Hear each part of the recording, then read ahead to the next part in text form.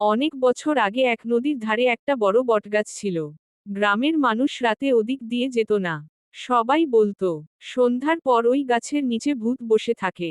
এক রাতে এক যাত্রী দেরি করে বাড়ি ফিরছিল। সে সাহস করে বটগাছের নিচ দিয়ে হাঁটতে লাগলো।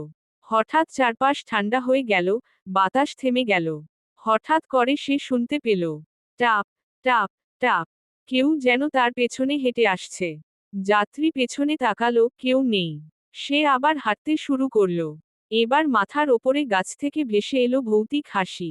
হা হা হা, ভয়ে তার গা শিউরে উঠল। হঠাৎ করে গাছের ডালে একটা ভয়ঙ্কর রূপে লম্বা চুলের একটা ভূত দেখা গেল।